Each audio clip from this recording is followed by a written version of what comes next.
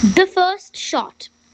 The famines, epidemics, and political mobilization by Tilak provided the broader political context for an incident in June 1897 that is often said to be the first act in a new cycle of armed resistance. A plague was raging through Pune, now Pune, and colonial authorities had just given themselves new powers under the Epidemic Act 1897. Pune's chief plague commissioner, Walt Rand, by all accounts exercised his powers in a most draconian manner. Soldiers raided homes and burned down property, molested women, and desecrated shrines. Plague victims were forced to vacate homes and moved to quarantine centers with no food or facilities. Epidemics were not new, and Punekars would have normally accepted stern measures. But Rand's tyrannical behavior managed to alienate the average citizen. Tilak bitterly criticized the government in his column in Kesari. Two brothers, Damodar Hari Chapekar and Balkrishna Hari Chapekar, decided to assassinate Rand. It was 22nd June 1897, the Diamond Jubilee of Queen Victoria. Rand had gone to attend an official event at the government house. Armed with pistols, Damodar and Balkrishna hit at a spot on Ganesh Khinde Road and waited for Rand to return home.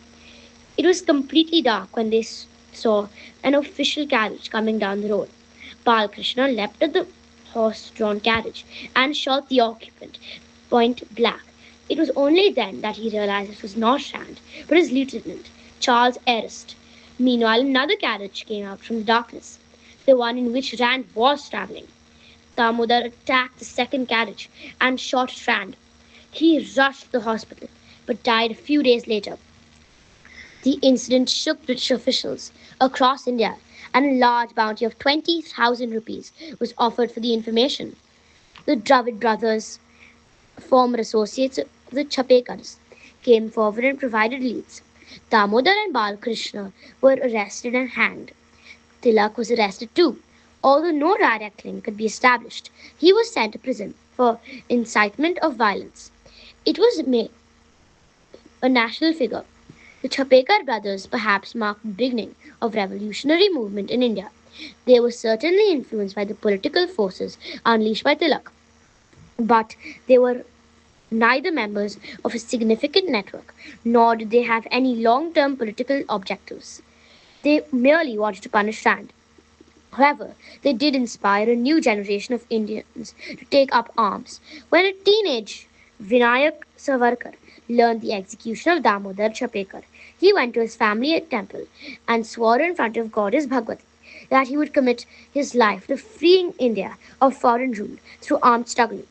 Together with Aurobindo Ghosh, Savarkar would build the intellectual bias of the revolutionary movement.